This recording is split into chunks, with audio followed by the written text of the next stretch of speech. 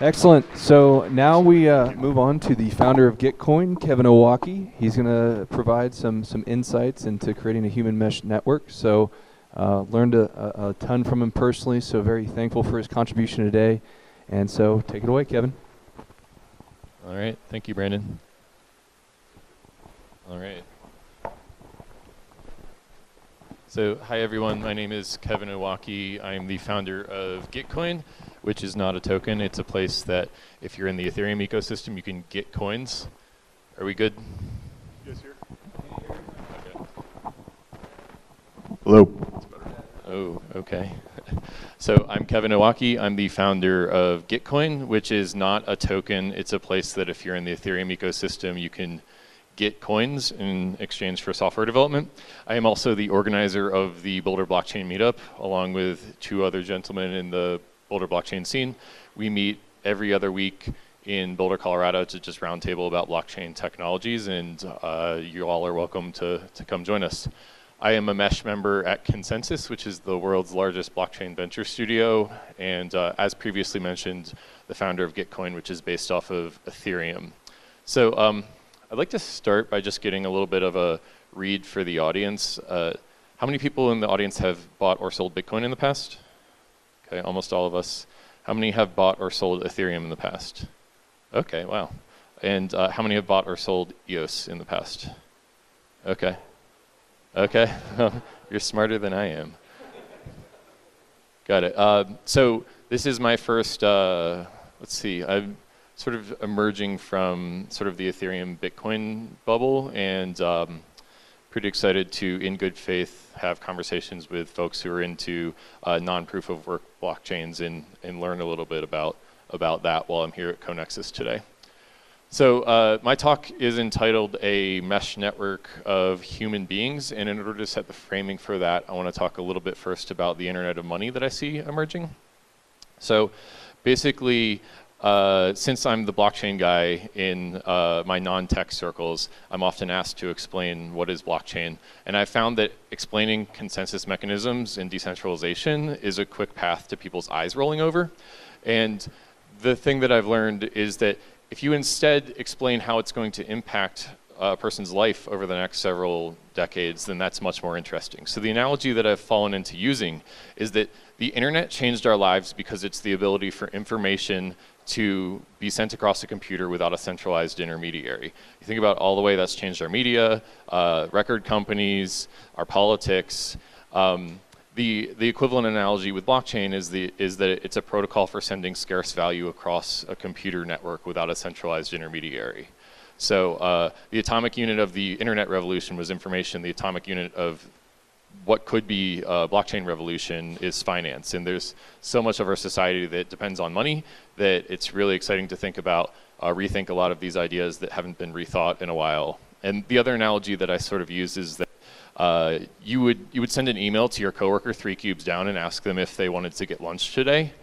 But before the internet, you would never send a piece of snail mail to them to ask them the exact same question because it's too expensive and it's too slow to do that. So there's been 10x or 100x more information use cases that have come out of the internet revolution and email. And so I'm excited about whatever the equivalent of that is in the blockchain space for financial applications. There's going to be, it's obvious in hindsight that email and Facebook and Google were going to happen, but it's not obvious if you're in 1996 looking forward, and that's where I think we are with the internet. So anyway, enough framing. My talk is about mesh networks of human beings, and specifically mesh networks are network topology in which nodes connect dynamically, directly to each other, and it's more of like a peer-to-peer topology of a network. It's traditionally used for information networks. What I'm excited about is peer-to-peer financial networks, and I don't think that I don't think that this network topology is used in the context of financial networks in the past, but I think that with blockchain, if we really think that we're removing centralized intermediaries, then we're going to have mesh networks of financial value, and that's a really cool idea. So I'm going to use my project, Gitcoin, as an example to help illustrate some of these concepts for you. A primer on Gitcoin, it's just a double-sided market where if you're someone who wants some code done and you don't have the time or the skills to turn it around, then you can put a bounty on any GitHub issue and it'll be turned around. That person will be paid ERC20 tokens, which is just the Ethereum token standard, or Ether in exchange for their work. So it's basically, we think it's like try before you buy sort of hiring. You test out what a relationship would look like on a smaller piece of an issue, and then you can re-up later if you want to. So that's Gitcoin as an example. And here is our mesh network of human beings. This was a fun little D3 visualization to code up. But basically, the nodes in the network are people, whether they're funders or coders, and then the edges in the network are transactions between those people.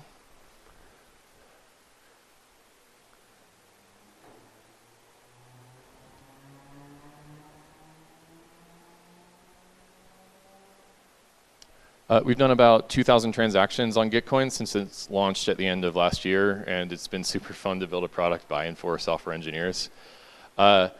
So my talk is entitled How to Build a Mesh Network of Human Beings. I've got 6 principles that I want to talk about that I've learned from Gitcoin. So the first is that relationships in your mesh network of human beings are many-to-many and not one-to-many. I'm really excited about what the future of employment looks like, because I think that in a traditional corporation, a corporation has a monopoly on your employment, and that creates a sort of leverage dynamic that I'm not a super big fan of.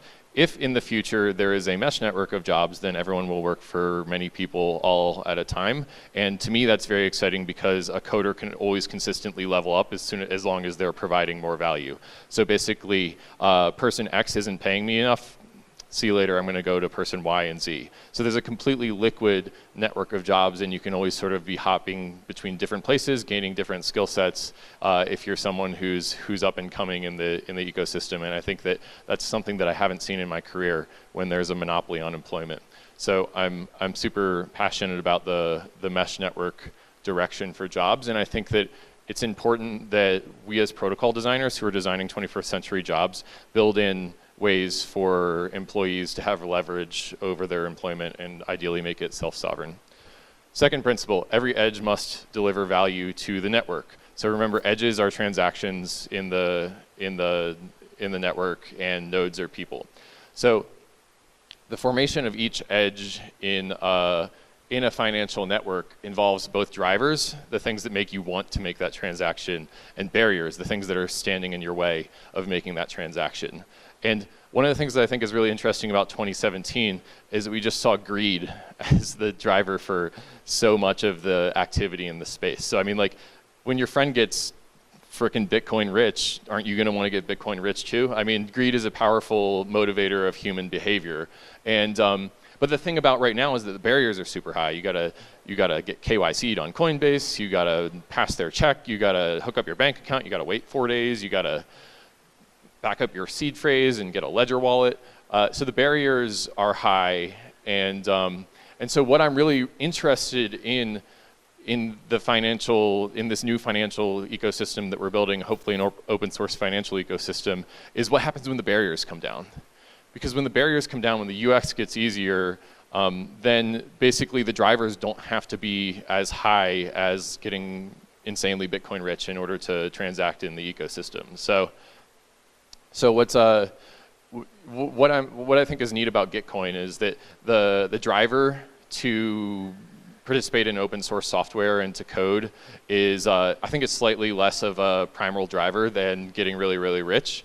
And so I think that in a way we're trailblazing what 21st century jobs would look like, and a use case that's actually not speculative and financial in nature. And I can't wait for the barriers to come down, because I spend a lot of time with our users troubleshooting why their transaction isn't clearing, or how to set up MetaMask and stuff like that. Principle 3, the network itself must provide value. The Gitcoin network has done about $300,000 worth of work. This slide's about a month old. And our platform stats on a per unit basis are such that if you post a bounty, you can expect that it'll be started within 12 hours and completed within 7 days. That's of course for a median bounty. It varies greatly depending on scope and complexity of the bounty. About 90% of the issues on our platform are turned around, assuming you get someone to start work on them. Hourly rate distribution is pretty wide. It's between $27 per hour and $73. And the metric that really makes my heart flutter is that we've gotten 16 people to work full-time in the space after they've done bounties. So we call those our Gitcoin alumni. And if you scroll back on my blog, I've got a lot of articles about how the incentives of technical recruitment are broken, and so I'm super excited to provide a better way for technologists to get recruited into firms. These are screenshots of MetaMask and the Ethereum Foundation's Gitcoin profiles. We are doing bounties for some of the top projects in the space, and it's super lucky to be able to provide instant scaling of developers to some of the best projects in the space. Fourth principle, it is full of three-dimensional humans. So I think that I love hanging out with crypto economics people because they just think that the straw man I'm drawing up here is that a lot of the economists I hang out with think that people are just rational actors and they're going to understand the game theory of the system and they're going to make the completely rational economic choice. But human beings are just not like that. We make a lot of decisions with emotion, and also human beings have a distribution of experiences and skill sets and biases, and one of the things that I always try to remember when I'm interacting with people on Gitcoin is that, like, I'm a white middle class guy from the eastern United States, and not everyone has the exact same background as me. And we try to design for human beings, not for wallets, because human beings need to be able to make choices that are not only correct for them with logos, but they have to make that decision with ethos involved also. So this is sort of the way we've been thinking about this decision, like basically how to create the drivers for every economic transaction in the Gitcoin network. I think Jameson Lopp has an interesting quote here. If you want to build a ship, don't drum up people to collect wood and don't assign them tasks from work, but rather teach them to long for the endless immensity of the sea. So basically, it's another way of saying that, like, if you put up a task that compensates well, that's not the only thing that people are looking to make decisions about what they're going to work on. That's not the only criteria. We found that providing work that aligns with people's values, decentralization, open source software, is a powerful motivator ethos of human behavior. And also, I want to work on something that has an impact. I don't want to do something for you that you're going to go put on a shelf and then not ever use. So actually seeing my work shipped onto the Ethereum network or into MetaMask is a powerful driver of human behavior. Principle number 5 is to be mission driven. I think that a lot of people that are in the space right now are into blockchain because they want to do something that makes the world into a better place.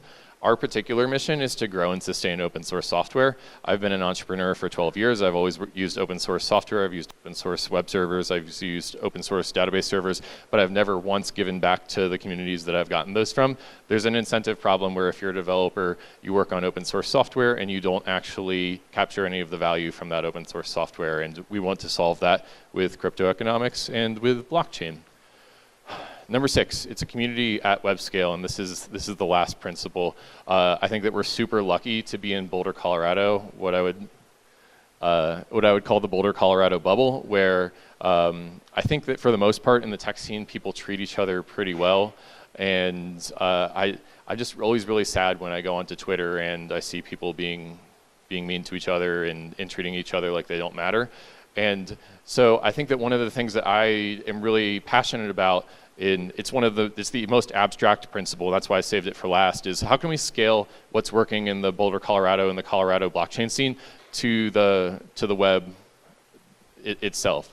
So when I think about that, I think about Dunbar's number, which is a cognitive limit to the number of people that you can coherently interact with, and the number has been estimated in the outer rims around 120. Obviously, for your close relationships, it's a little bit less so. The macro question that I leave you with is how do we scale past Dunbar's number as a society and create more social coherence across the mesh network of humans that comprises our nation and our world? This is a screenshot from Nikki Case's game, The Evolution of Trust, which has sort of gone viral in the last 12 months. Has anyone played any Nikki Case's work? Okay. one of you, but if you haven't, then you should. So it's basically a way of gaming out how to create trust in your systems. And there's 3 principles that he leaves us with. The first is that repeat interactions create trust over time, because you'll know that you're going to have to actually re-interact with that person when you're interacting with them that first time. And like, it's the same reason why, like, if someone flicks you off in a car, it's because they think they'll never see you again. Number 2 is that you should design a game that is not a zero-sum game. So basically, if you can create possible win-wins between actors in the network, then it creates more of a framing for an evolution of trust. And the third is low miscommunication. So basically, if miscommunication is too high, then trust breaks down. So those are my 6 principles of building a mesh network of human beings. The network must provide value. Every edge must provide value. It should be mission-driven. It's a community at web scale. It's a peer-to-peer network, and it's full of 3-dimensional humans. I have a couple parting thoughts that I want to leave you with, and that I want to sneak in at the end, and then we'll do Q&A. So basically, in the Ethereum space, obviously the first killer app has been ERC20 and ICOs. And the reason you know it's a killer app, because everyone was writing about it last year and getting into the ICO boom.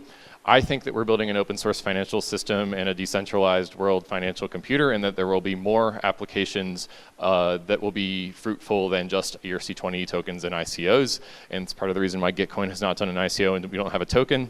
ERC 721 is non-fungible tokens like CryptoKitties, which I think probably a lot of you have heard of. ERC 725, which is distributed identity that you own, that Facebook doesn't own. ERC 1081, which is bounties, which is of course something that Gitcoin's built on. And then EIP 1337, the latest standard of them all, subscriptions on the blockchain. So the idea there is that when I want to use the utility of Netflix, I just pay $10 a month and I cancel if it's not going to work. I don't have to read some complex white paper and understand the cryptoeconomic game theory associated with that system. I just pay $10 a month and I cancel if I don't like it. On the other side of the coin, for a dApp founder like me, if I have X subscribers and I have Y conversion rate and I have Z attrition rate, then I know what my cash flow is going to be in 12 months. If any of you ever find an ICO that knows their cash flow in 12 months, come find me, because I haven't found anyone like that in the past. This is like my insurgency from within Ethereum to get more dApp founders to launch on subscriptions and not ICOs. And I've got a bunch of swag that says 1337 on it if you guys want it after this talk. All right, that's closing thought number 1. Closing thought number 2 is that solving the tragedy of the commons is perhaps the highest thing that we as a community, whether you're in Ethereum or whether you're in Ethos or you're in Bitcoin, can do. I have this theory that human civilization is this complex system, and it's consuming the substrate upon which it depends until collapse becomes imminent. And you see this manifested in open source software, which is our mission. That's the tragedy of the commons that we want to solve. Our environment, biodiversity, health of our information environment. Here in the United States, we can't even agree if facts are facts across our nation, and I think that that's a really big problem.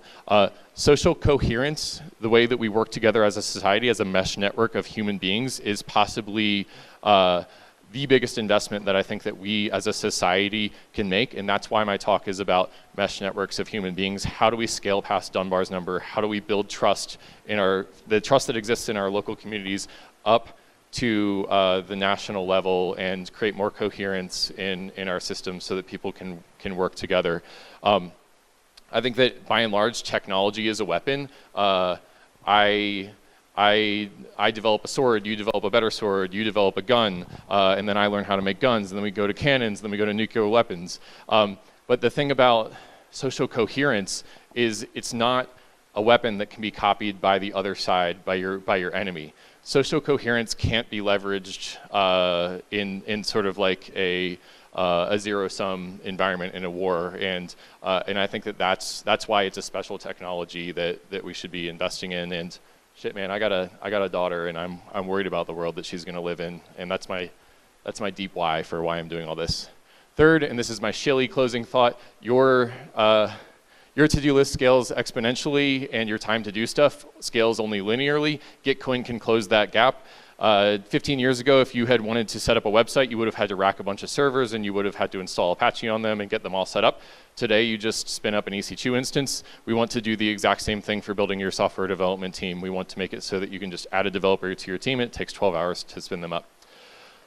And that's the end of my talk. I love Colorado. I've got stickers that say Shill Colorado on them, so please come find me and I'll give you a sticker. Thank you.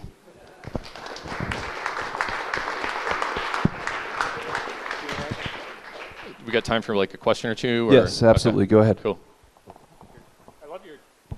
I loved your talk. That was awesome.